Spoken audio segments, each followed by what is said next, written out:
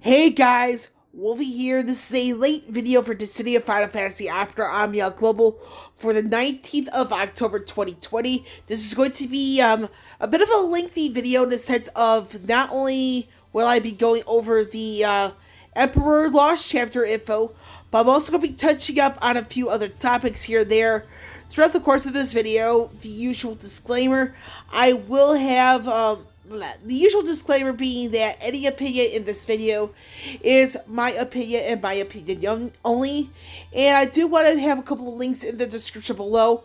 One of them being the Dissidia database website, alongside the YouTube video for the Broadway Saiyan's very informative video on the upcoming Lufinia difficulty, as it will be tying into certain aspects of the Emperor Lost chapter. So, with that bit out of the way, I do want to apologize for this video being a bit later than usual. I have been sick with a cold, so I am getting over it as I speak. So, with that now out of the way, I will meet you all at the home screen. Okay, so I am back. So, before we go into the I part right here, we're going to go over the panel missions here. So, I'm going to be sounding off of my opinions on this right now so that I can get that out of the way. So, I was trying to record this a couple of times earlier. I was sounding loopy, all that stuff. So, I don't think anybody wanted to see that. So, this is the the second half of the festival panel missions here. Now, what I particularly do not like is that to refine a red ingot, you get 10 more of the red nuggets. I don't feel that made any sense to put that there. It should have been like in another spot, in my personal opinion, because it's like you have to do something and you get half of that investment back. I honestly don't understand that. But I don't plan these things, and it is what it is. And now we're going to go into the second October monthly panel missions. And I don't know why they're still doing the 8-day login and the 8 daily hunt thing in the same panel missions, because you're locking half of the rewards behind time-specific missions. This is something I do not and cannot understand why this is. Like I said, I'm going to make this recommendation here and now. I do hope that the global developers would alternate this, have one for the daily hunts, and then the other day being just logging in. Because it's like, unless you want everybody logging and doing something, and with varying server issues and varying issues in the game overall, this does not make any sense whatsoever. But that's just my personal opinion on the matter. So, with that, we're going to jump back into the home screen, and we're going to go over here once I get to it, the collaboration between DFFOO and Dragon Quest of the Stars. Now, a lot of people, I wouldn't say a lot of people, but there are some people on Facebook that are not approving of this, and I can understand why. Because you're talking about just, for the DFFOO side, it's just stickers. And the worst thing a collaboration can really do is to have people go away from DFFOO. And the last time DFFOO was involved in a collaboration, the last time DFFOO was involved in a collaboration of any kind was with FFBE, and FFBE was trying to promote DFFOO, and the results on Facebook, and I'm just going to put this kindly, it was disastrous. And the reason why I say that is because there was a lot of negative feedback from the FFBE player base, and I was doing my job being a now ex-FFBE player to defend DFFOO in this particular situation. Unfortunately, we have not seen FFBE and DFFOO do any format of collaboration ever since, and I don't think DFFOO should be doing any more collabs, because it's like, if you're getting disastrous results each and every time, it's kind of saying, you might as well not make any collabs, because it's kind of driving people away, and that's something a collaboration should not have. So, with that out of the way, we're going to go into the known issues. So, We have here this information in yellow, so we should be getting an update to the game next week, should be a couple of days after the upcoming stream. So that's that on that. And now we're going to go into the Autumn Jumpstart sales. So, once we get to this, and it is the information that you're going to be seeing. The number of gems and what other goodies that comes along.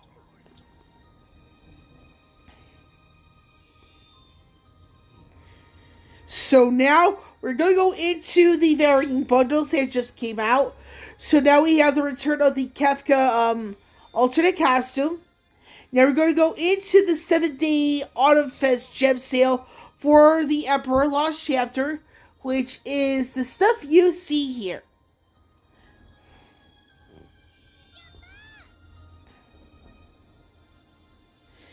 And now we're going to go into the other collab and reveal the 4th tier. Now, I will say here that this feels quite underwhelming. And in some cases, disappointing. Because you don't want to have something like this.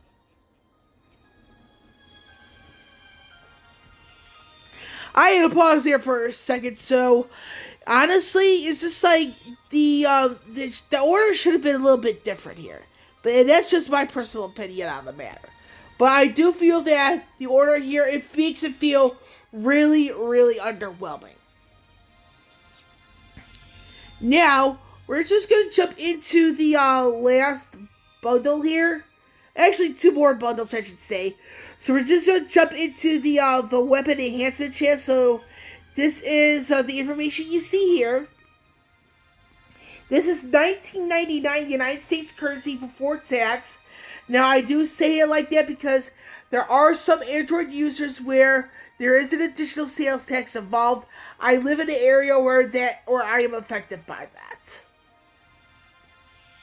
Now, the final bundle here is going to be the Emperor alternate costume, I should say. This is let me pause this video real quickly. This just got more interesting. I have my fur nephew Sandy. He and I are cuddling right now. So this is the last bundle here, the Emperor alternate costume. This is $36.99 United States currency before tax. And it comes with 9,000 gems. So I'm going to do a pause quickly, so I'll be back. Okay, so I am back. So this is it right here. I will be getting this alternate costume. I just do not know when. Now we're going to go into the Lost Chapter info, so we're going to be reading this together.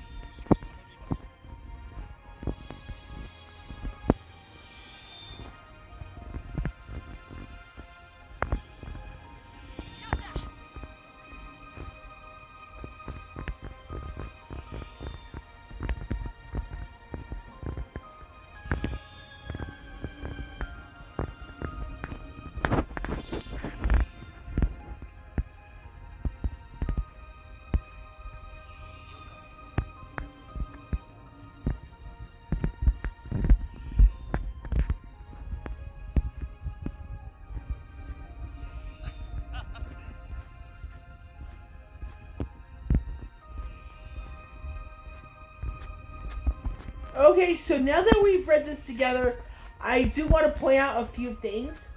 First and foremost, Kefka does come along as Burst Weapon Synergy, and that's because his Burst Weapon will be featured on the Lost Chapter banner.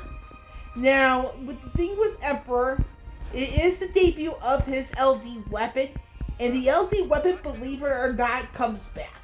And when it comes back, it's going to compete up against Celeste's LD. And Celeste, when she comes with that, when Celeste's LD weapon shows up, she becomes quite a desired character, believe it or not. And I also want to point out one other thing is that the Emperor's character enhancement boards do debut alongside his Lost Chapter. So that is that on that. And the whole thing with, like I said, with Emperor's LD, when it comes back, he gets his 80-80 Awakening, a rework, and his burst weapon. So just a little forewarning for Global. Now, the thing is, I do want to point out here with the Emperor LC, it is the last one where the Chaos difficulty is the most difficult fight in the batch. Because every Lost Chapter after this will have a new difficulty known as Lufenia. The Broadway Saiyan, he made an excellent video of what to expect and how to tackle it. So I'll have the link to that video in the description below. So with that bit out of the way, we're just going to take a quick look at the banner. Now, I do want to mention here that this particular banner does have a free multi-pull. Now, this will have the 1535 EX weapons for Emperor, Fury, and Gilgamesh, alongside the debut of the Emperor's LD weapon, alongside Kefka's burst weapon. With Kefka's burst weapon, this is the third of 4 banners it will be a part of. Now, I do want to mention here that Emperor will be Lost Chapter Synergy for the Strigo event later on this week, alongside the Kefka and burst weapon synergies. Just a little forewarning. Now, as I said before, this does have a free multi-pull. Now, my plan here is I'm going to go into Strigo's banner first, and then go after Emperor's Lost Chapter banner afterwards. So that's how I'm going to be doing this. So with that, but my overall thoughts here is that the problems that this game continues to have, in the sense of the technological side of things, is what's going to hurt the game in the long term. Now, the reason why this is going to hurt the game in the long term, in the sense of the technological issues, is that, despite the ongoing pandemic, is that people don't want to hear the genuine criticism. And there is criticism with this game. Now, the less criticism that is being, expressed because of people constantly charting it out, the developers could see that as okay, it's working as is. And they're not going to change things. Now, with the Broadway Saiyan video pertaining to the Lufenia difficulty, some people may have expressed interest in leaving the game. Now, the developers are going to have a tall order of retaining the player base. Now, if people are leaving because of the difficulty or whatever, and no one's really advising, to play at your own pace, this could hurt the community in a very long term. This could end the game like that. So, with that all out of the way, some of the decision making on the global developers' end is what's probably going to kill the game sooner than we think if it keeps up the way it is. Because with the Lufenia difficulty around the corner for global, this could really determine, okay, where should the content be? And with global losing some degree of foresight, again, this could be the thing that kills global in the end. As much as I don't want to say it, but it is necessary, and it is time that it's got to be said. So with that out of the way, I'm going to get going, because like I said, I am getting over a cold, so I just want to rest up all that stuff. So with Wolfie here, signing off, I will catch you all on the flip side.